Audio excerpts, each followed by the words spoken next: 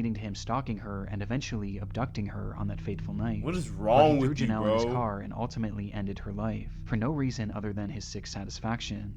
He then proceeded to bury her in a field 20 miles away, in a spot that he... Lock him up forever, bro. This nigga is a weirdo. He's a weirdo, bro. He's a weirdo. What's good, y'all? We are back here with another reaction. We are watching the internet's darkest corner 6. I've never watched the other ones. I've never watched this channel before. One of my subscribers, he introduced me to this channel, Nick Crowley. So we finna get into this. I've never seen it. It's supposed to be like scary. I'm not sure. It's supposed to be like scary, like spooky. I don't really know. But we finna get into it. It should be interesting. This just posted like 3 hours ago at the time of me getting into this. So yeah, we finna hop into it. Like, comment, and subscribe if y'all are new. Let's get it. Fifth alarm. Working structure fire. 7741 Liberty Road Drive. It's 9 a.m. on May 18th, 2024. Residents of Charlotte, North Carolina wake up to the smell and sight of black smoke billowing up into the sky. The source, a massive 7-story apartment complex, home to 239 luxury units, or at least what should have been luxury units.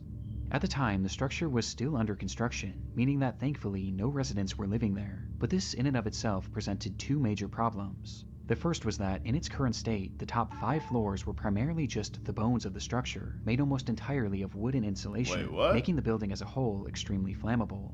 Meaning that, although the fire had started out relatively small, it was quickly going to consume the entire complex if it wasn't put out quickly. Which brings us to the second and even more glaring problem. The building was actively under construction when the fire started, and that morning 17 construction workers had clocked in, all of whom were now in grave danger. And by the time... So the fire started and they was already working on the building? Like they was there when the fire started, bruh? The firefighters arrived Hopefully on the they scene. got out, man. The situation was already dire. And so firefighters rushed in, finding a large group of the employees and leading them out to safety. Though when they made it outside, they made the horrifying realization that they had only found 15 of them. Damn. Somewhere within that labyrinth of burning wooden walls, 2 men were left behind, trapped and calling out to anyone who might hear them. And these pleas weren't just being made to those on the scene, as in the following minutes, one of the trapped men, 30-year-old DeMonte Sherrill, would take out his phone, open up Facebook, and go live, revealing the horrifying why? Like, hopefully he got out and everything, but why do people feel the need when you in a life-threatening situation to go live and record it for the whole world to see? Niggas will be hiding under the bed. They say, "Oh, someone come into my house. Someone finna come and break into my house. They trying to kill me. Da da da da. Whatever." And they be like these, bro. They be recording. They be recording everything. I'm like, bruh, nigga, you finna die and you basically recording your own death. Like, what the hell is you doing, bro? Reality that both he and his friend had found themselves in. Hopefully he got out though. On me.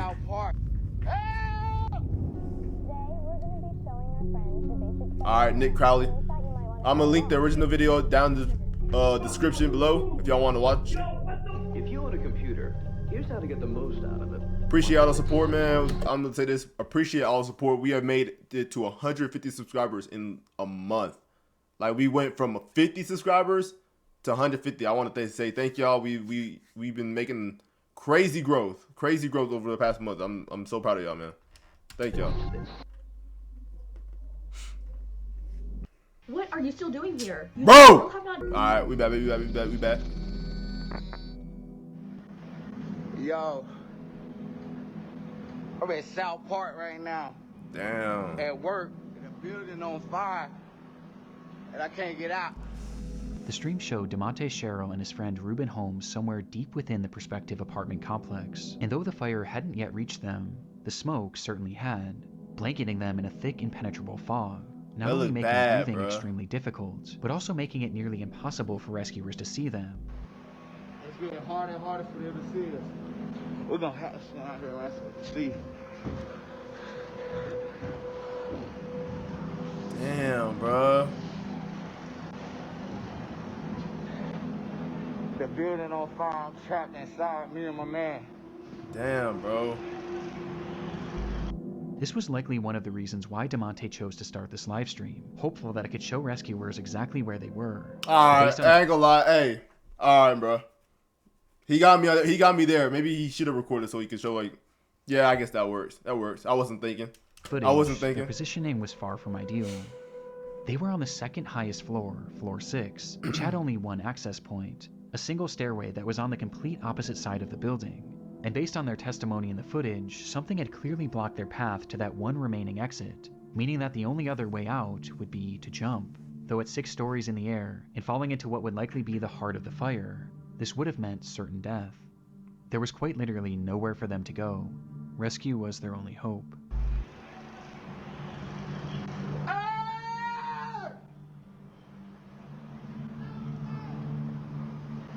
Damn, bro.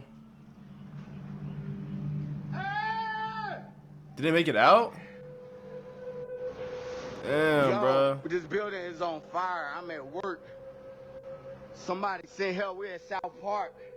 Seemingly realizing this, DeMonte began to grow more desperate, yelling out into the void of smoke, while Ruben can be seen in the background waving his phone flashlight, with both men doing anything they could to help rescuers find them. Before... No, bro. No fucking way, bro. the stream abruptly ends. Damn. Rescuers were aware of the unfolding situation on the 6th story. They first tried to reach the men by using a massive crane with a basket attached, which can actually be seen in DeMonte's livestream. Though in it, you can see that it's also facing the complete wrong direction, as the smoke was just that impenetrable. However, at one point, it's believed that the crane operator did actually see these men, but the blaze was just too extreme, leading to the operator himself having to be rescued. This left only one real option for saving DeMonte and Ruben. They were going to have to go in after them. And so they climbed that stairway up to floor 6 and started their trek to the opposite end of the structure. Though before they could even make it halfway, the rescuers were relegated to a slow crawl, as the inferno around them raged more and more intensely, and the smoke grew thicker and thicker. Damn, Though that's when they began to hear screaming. Somewhere, lost in that maze, Ruben and DeMonte were yelling as loud as they could for help. Oh, I thought this sound was a sign that they were getting close. Though just then, rescuers would be met with another sound. Please don't tell me to die. Please don't tell me that. 7741 Liberty Road Drive, evacuate structure, per command. All companies working 7741 Liberty Road Drive, evacuate structure. Command all companies, this will be defensive at this time. We'll be ready for this side to collapse. Collapse? Everybody get out of the collapse zone. Confirm Collapse? You are coming out, but you're not out of the building. With the order being made for all of them to evacuate, as by this point, the structure was engulfed in flames, and a collapse was imminent. The firefighters tried to call out to the team in one last attempt to guide them towards rescue, but they never came. In fact, at that point, the structure fell eerily silent. They would leave that structure without DeMonte or Ruben. And bro, they later, left them? The fire consumed the entire building, no. with the temperature inside reaching 2,000 degrees Fahrenheit. Before... No! Bro! It would eventually topple to the ground. And inside, DeMonte and Ruben would become the sole fatalities of this catastrophe. Rip, bro. Rest in peace, bro. Rest in peace, bro. Rest in peace, man. Damn. You know, they look like they probably had a daughter or something, bro. They probably had kids. Like, it was a wife. Damn, bro. Rest in peace, man. Shit. Right now, at work, the building on fire, and I can't get out. Nah, bro. Fuck. It's getting harder and harder for them to see us. Knowing how the story ends would make this live stream difficult for anyone to watch. But what I find most upsetting about it is that the majority of those who initially watched this were his own friends and family that followed him on Facebook, with these viewers including his own mother. And a lot of them probably had no idea he even worked this job, as he had just been hired that week. His brother had also caught the stream as it was happening, and actually rushed over to the scene where he pleaded with the firefighters to watch the footage. But despite doing the best they could, there was just too much working against them to save DeMonte and Ruben. Damn, bro! Following an investigation into the fire, it was discovered that the crew was using an organic foam insulation, which was known to be extremely flammable and produce thick black smoke. And this became deadly when the machine used to spray that insulation caught fire, sending the whole building up in flames, where they had yet to install any sort of smoke detector or alarm system to alert the crew of a fire. Making matters worse, there had been a temporary set of stairs made right where the two men had been trapped, but that stairwell had just been removed in order to make way for the permanent set of stairs. Because of this and a myriad of other issues, the companies involved with this construction were forced to pay a fine of $50,000. Only 50,000? 2 people died and they only paid 50K? Are we serious? Yep, they basically saying 2 people's lives is worth 50K. Being sued by the families of both victims. Yes, but regardless of the outcome, nothing will ever make up for the loss of DeMonte Sherrill. Right. Rest in peace, bro. Rest in peace, bro. Rest in peace, bro. Johnny Cashman incident, y'all. Things were getting concerning. Come on, water up. Johnny Cashman spoke to his family nearly every single day. But now, on the 6th day without receiving any communication from him, they knew that something was wrong. Johnny lived in Lynchburg, Virginia, hundreds of miles away from his home in Maine, and so being unable to check on him themselves, they called police in the area and requested a welfare check. Police entered Johnny's apartment on the 19th of April, 2022, and hours later, they would call his parents with the news that they had found their son dead on the floor. According to the officers, from what? Johnny had experienced some sort of medical event that led to GI bleeding that ultimately claimed his life. But this made no sense to Johnny's family. He was only 38 years old and had just been given a clean bill of health after a full medical exam only 4 months prior. It was so out of the blue, in fact, that they even asked if there were any signs of a struggle or if there was any evidence that he may have taken his own life. But they were assured that there was no trauma, no drugs, and nothing suspicious found on the scene, and that, as shocking as it was, his cause of death was entirely natural, and had likely just been spurred on by drinking and tobacco use, with the only solace being that Johnny didn't suffer, as they stated that he had died instantly. Because of this, no autopsy was performed, as the case seemed as straightforward as it gets. And despite his family questioning if they should get their own autopsy, they were told by officers that it wouldn't be necessary. Nah, bro, they hiding something for sure. They hiding something for sure, bro. Nah, bro, get your own autopsy, bro. They hiding something, man. So, Johnny's body was cremated and sent back to Maine, in what seemed to be the end of Johnny Cashman's story. 10 days later. 10 days after Johnny's body was discovered, his ex-girlfriend and her mother made their way back to his apartment in order to retrieve some of her belongings. She knew that re-entering the space was going to be difficult, but ultimately there was no way she could have prepared for what was waiting for her inside. What's that? There was blood everywhere. It was pooled in the bathrooms, wiped on doors, spread all over the living space, and was even found on a chair and a banister. Jeez. But the most horrifying part of it all was the walls. They were covered in splattered blood, which revealed long streaking handprints. Bro, it was something straight out of a horror movie, and although Johnny's cause of death was deemed natural, what they found in that apartment seemed anything but. Right, bro. Someone was in there trying to hurt him, bro. Traumatized by what they were witnessing, the pair snapped multiple photos of the bloodshed and ran out of the unit, directly into Johnny's neighbor.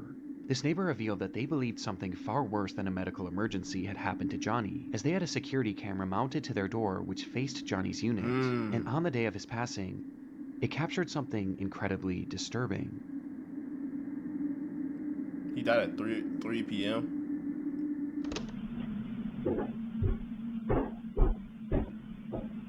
Kangaroo. The footage shows Johnny making his way up the flight of stairs leading to his apartment at around 3:03 p.m. Bro, the music is so chilling, bro. It get me scared a little bit, bro. Like, this music is like, the music in the background is kind of spooky.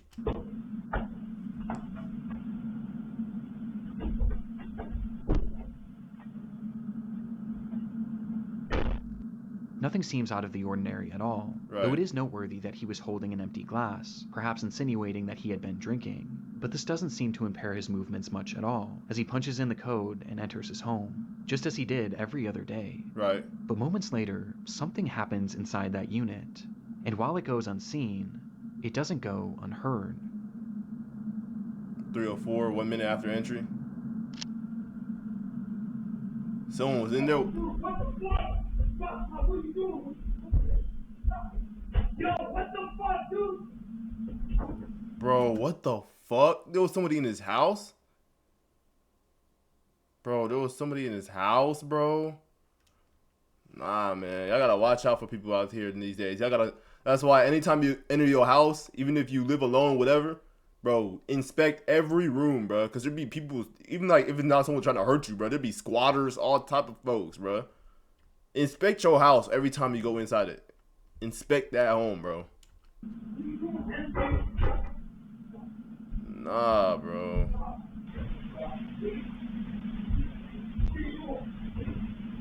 What are you doing, man?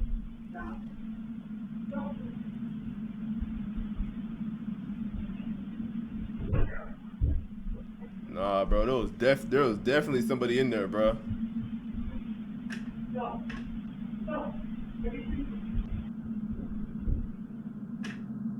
The audio seems to depict a man yelling, asking repeatedly, "What are you doing?" and begging for something to stop. On top of this, you can also hear loud thuds and banging, almost as if things were falling over inside, or there was some sort of physical altercation, before the unit then goes quiet just a few seconds later. It was unclear if this voice was Johnny's, or perhaps someone else who had been inside the unit, but regardless, one thing was apparent from this audio. There was someone else in that apartment, despite the fact that Johnny lived alone. And just 7 minutes where'd they later, go? this unseen person would emerge. 7 minutes after.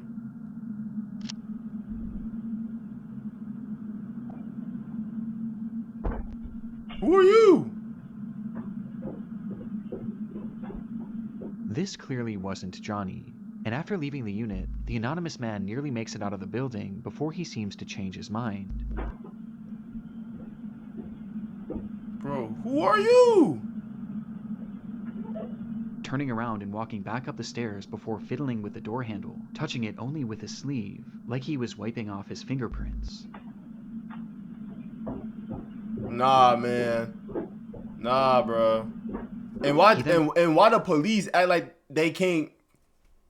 Why was the police acting like nothing happened, bro? What the hell? Walks down the stairs and stops once again, where he seems to be in a state of shock over whatever had just transpired, before he composes himself and walks out of the building. But the footage wasn't quite finished yet. 8 minutes after.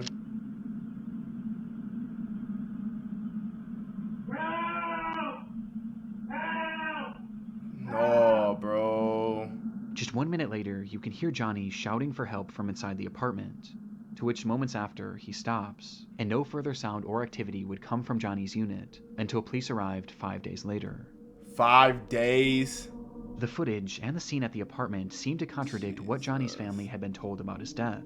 Jesus Christ, bro. The blood all over made it obvious that Johnny's death had not happened in an instant. And this, coupled by the presence of this unknown man who was clearly distraught and wiping off his fingerprints, as well as the sound of the apparent struggle inside, seemed to point towards something much more sinister than what was initially conveyed to the family. But even with this footage, police still believed that Johnny's death was due to a medical emergency, as they quickly changed their initial story, saying that the blood spread was due to uncontrollable vomiting, and that Johnny had in fact likely suffered, at least for a short while. But this medical emergency wasn't elaborated on, as they didn't truly know what caused it, as no autopsy was ever performed, nor could one ever be performed, as by this point, Johnny was already cremated, and cremated because of the officer's initial statements. So if Johnny had actually been murdered, which the footage does seem to suggest, there was now virtually no way to prove it. And what makes this even more frustrating is that law enforcement already had this footage. It was collected that very day, and they either didn't fully look through it or didn't think that this was overly suspicious. But everyone else surely did. And soon, this video began making the rounds online, leading to one glaring question being asked. Either the cops did not care, like they didn't give a fuck, either it was that, or the cops knew about it and was trying to cover up for somebody, bro. It's one of the two. Who is this man? As no one in Johnny's life recognized him. Well, it wouldn't be until May 11th that investigators would finally ID him. Who's it? As Stephen Church. And upon being questioned, he revealed that he had moved to Lynchburg for work, but the opportunity he had lined up fell through shortly after he arrived, leaving him with no money and without a place to stay, which is when he met Johnny, who offered to let him crash on his couch. He supposedly stayed with Johnny for 3 days, and described Johnny as an alcoholic who drank constantly, including on that fateful day. When Johnny arrived home, Stephen claims that he started drunkenly yelling at him about paying rent, which led to the two getting into a verbal altercation. But he insisted that this altercation never turned physical, and that he left immediately after, to which he quickly went back to clean his prints because he was afraid that Johnny would try and have him arrested for squatting. And having already racked up 2 felonies in his life, Steven was paranoid about going back to jail. They don't use fingerprints for squatting, bro. You did something to him. But when Steven was leaving, he did mention seeing Johnny hunched over the toilet as if he were going to vomit, but he claims to have left before this so-called medical emergency started. This is the gist of Steven's account from that day, but the problem is, it doesn't really match up with what we're hearing in the video. Exactly, bro.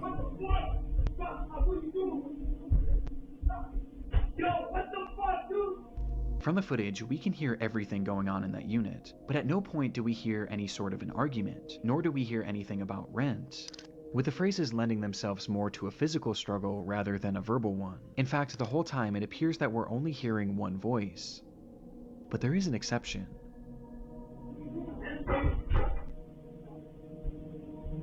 What was that?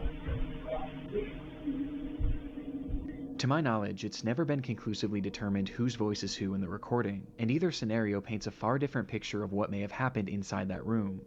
But regardless, this audio makes it clear that Steven's story was fabricated at least to some degree, as he also fails to account for the loud banging in the background. And because of this, his version of events is generally rejected, with most people seeming to believe one of 2 main theories. The first is that, upon arriving home, Johnny and Steven had gotten into a physical altercation, resulting in Johnny taking some sort of blow to his abdomen, which in turn triggered or exacerbated this medical emergency.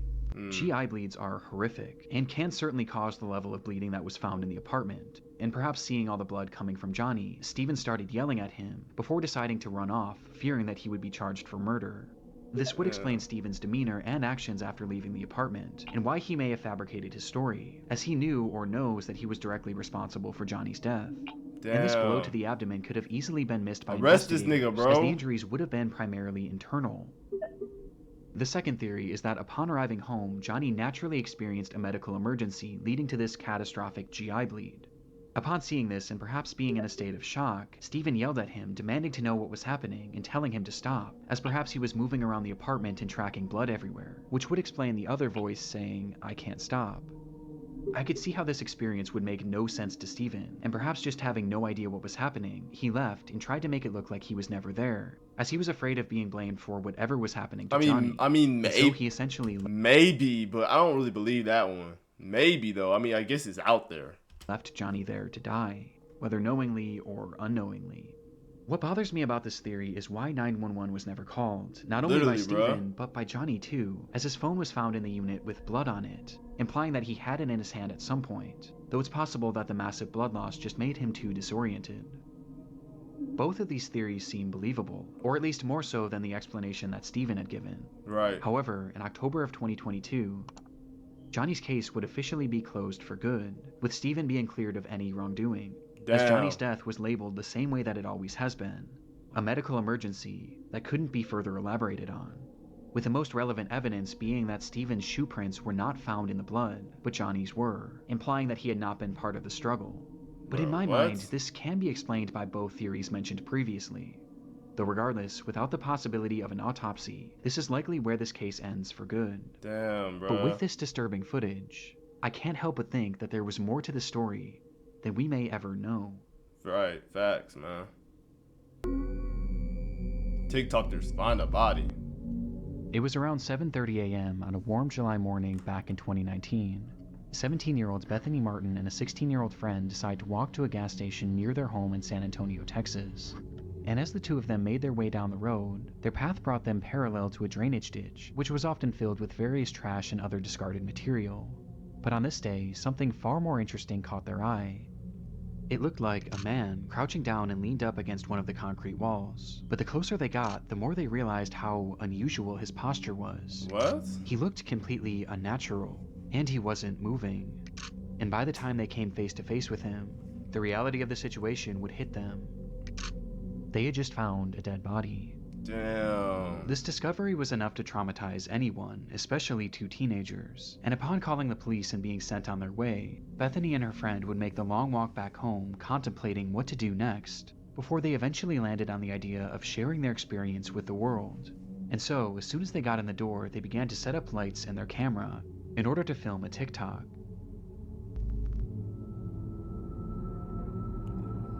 Why this guy always trying to make everything scary though? Like, Like, this does not need to be scary for real, bro. It don't. Us remember we found a dead body in this morning? The clip showed the two sitting on a couch appearing to be in a state of shock, with the words, "Us remembering we found a dead body this morning," plastered on the screen, offering no other context aside from the description, which simply read, "I wish we were kidding. All respect to the family." Some offered sympathy for the girls, while others viewed their post as insensitive and exploitative. But others weren't even convinced it was real, partially due to this glaring lack of context. Right. But any doubt of this post's legitimacy would be quickly thwarted by a discovery made not even one full day later, as it was revealed that this recording hadn't actually been the only video that these two girls had made on that fateful day. What else did they make? On their walk to the gas station, the girls had stumbled across the body of 25-year-old Marcus Adams, with the young man having seemingly perished earlier that morning, with it being apparent that he had taken his own life. He killed himself, but upon bro? finding Marcus, the girls weren't actually overwhelmed with sadness or even shock, as instead their focus immediately went to something far different, as something on the man's body had caught their attention. His necklace. What was the girls really liked it. In fact, the unnamed 16-year-old had said that it matched her fashion perfectly. Bro, what? And so, before police arrived, the two would once again pull out their phone and start recording, showing Bethany approaching the body with her intention being to grab his necklace. What? Y'all finna rob a dead body for a little necklace, bro? Are we serious, bro? Which she eventually does, removing the medallion and giving it to her friend, before tossing the chain into the grass nearby, leading to the girls running away from the scene. The 16-year-old would then post that video onto her Snapchat story, for all of her close... Bruh. Bro. They snatched his chain, a dead man. They snatched a dead man's chain and threw that bitch in the damn river or whatever the hell they did. Crazy, man. Close friends to see. All I in can't the name show of the footage content, for obvious bro. reasons, but it's truly awful. And just based on the audio alone, you can tell that they're very obviously having fun doing this. Fucked up, bro.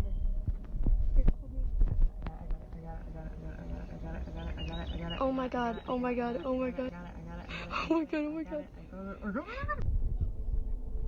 That's fucked up, man. That's fucked up, bro. Leave the dead alone, cuz. There's something so uniquely disturbing about it. It's clear that upon finding the body, there was no real emotional impact on them, at least none that outweighed their desire to steal from it. And as if stealing from this man who had just taken his own life, and posting it for all their friends to see as if it were a joke, wasn't horrible enough, they then immediately posted this other video to TikTok in an attempt to garner sympathy. It's truly awful, and made even more appalling by reports that claim that the 16-year-old had actually worn this medallion in the TikTok video and in others made following its posting. And unfortunately, their actions had even more upsetting consequences. No way. As the footage from her Snapchat story was quickly downloaded by someone they knew and posted onto an app called Nextdoor, with the footage being totally uncensored. And it was on this app where it's claimed that many of Marcus Adams' own family members would see the footage, many of whom weren't even aware that he was deceased. Damn, bro. Just one day after posting this TikTok, both girls were questioned by the police after the incident and the footage was reported to them. And as a result, Bethany would be charged with theft of a human corpse, but would ultimately avoid I'm like, I knew, I'm like, that gotta be illegal, like, somehow. It gotta be illegal. This bitch is crazy, bro. Crazy ass hoe. Fuck no. Jail time. Meanwhile, the 16-year-old's name and charges were never publicly released, but we do know that the medallion was returned to the family. Perhaps unsurprisingly, Bethany would later come back to her TikTok page shortly after her arrest and share her side of the story, where she gave a less than half-hearted apology, while also claiming to be the victim, saying that her friend had pressured her to steal from Marcus, as well as pressured her into making that TikTok in the first place, because she thought it would be a hit. Though obviously this didn't go over well. Like talking about fucking ad, bro. Anyways, like she talking about some, oh, everybody makes mistakes. Bro, you stole from a dead body. I switched from due dates to due dates, and it made me go from weeks behind to weeks ahead of my deadlines. You see, yeah, like you stole from a dead body. Like what? That's not no mistake. You just weird. You was psycho, bro. Jonelle Matthews? Who this is? Oh, fuck no. On December 20th, 1984, Fuck no. 12-year-old Janelle Matthews looks scary, disappeared bro. from her home in Greeley, Colorado in the evening hours. What? How old is this? Earlier that day, she had sung at a Christmas concert with her school's choir, which her parents were unable to attend, as her mother was out of town and her father had gone to her sister's basketball game nearby, leading to Janelle catching a ride home with a friend, being dropped off at her house sometime around 8:15, where she excitedly spoke to her father on the phone, letting him know that she had arrived home safe and sound. Approximately 1 hour later, her father, Jim Matthews, pulled into the driveway to find the garage door wide open. In the house. Damn, bro. Fuck. This is why you gotta watch who you give your kids off to, bro. Watch who you give your kids to, man. Don't be just giving your kid off to some strangers, bro. Like, don't be doing that. Giving them like, oh, let some strangers, a friend's parent, let them take them home and shit, bro. Know who you giving your kid to, for real, bro. Damn, be overprotective, bro. Janelle was gone, leaving behind her winter coat and even her shoes. Little ass girl getting took, frigid, bro. Snowy night. And it was within that snow that was quickly piling up that lie one of the only real clues left behind at the scene. Footprints leading directly to one of the home's windows, insinuating that someone had been watching Janelle. 12-year-old Janelle Matthews disappeared from her Greeley home 1 month ago today. It's believed she's the victim of a kidnapping. She has not been seen or heard from since December 20th. Her disappearance became a big news story almost immediately, with the whole community and really the whole country becoming invested in the fate of this girl, thanks in large part to her being one of the very first milk carton kids, meaning that her face and information about her disappearance was shown on countless milk cartons all across the country to get the word out. And as a result, this case became huge in the mainstream media, as even politicians began to make note of Janelle's story, with then-President Ronald Reagan mentioning the girl in one of his speeches. I learned about Janelle Matthews of Greeley, Colorado, 5 days before Christmas. Janelle disappeared from her home. Though even with this publicity, this didn't necessarily guarantee results, and soon months would turn to years, and eventually to decades. Damn! And all the while, Janelle's whereabouts remained a complete mystery. Eventually, the rise of the internet would start to play a key role in this case, where even in the late 2010s, over 3 decades after she had vanished, her case was still being shared and still being discussed, just as it had been 3 decades prior, with it still being a point of contention for politicians, even as recently as 2019. When a man running for governor of Idaho mentioned her disappearance in a Facebook post, 35 full years later. Regardless of Janelle's whereabouts, her case was still very much alive, as the world, and especially Janelle's parents, were haunted by the question, what happened to Janelle Matthews? Like, what But happened? sure enough, in late 2019, they would finally get their answer. Bones found in Weld County earlier this week appeared to bring an end to a 3-decade-long search for a missing 12-year-old girl. The Greeley Tribune is reporting they are those of Janelle Matthews. Who? On Tuesday, July 23, 2019, at roughly 4:50 p.m., a crew had been digging in an isolated field in Weld County, Colorado, in order to install a new pipeline, when they would uncover the decayed remains of a little girl. It was Janelle, still wearing those clothes that she had worn to her recital, meaning she had likely died the very day she disappeared, having been killed by a single gunshot wound to the head. Who shoots a little girl to the head, bro? Who does that? Janelle Matthews had been murdered in cold blood, and almost immediately upon finding her body, the police would also zero in on their suspect. The man's name was Stephen Pankey, and at the time of Janelle's disappearance, he had been living in the same general area. Look at Buddy, bro. Look at Buddy, bro.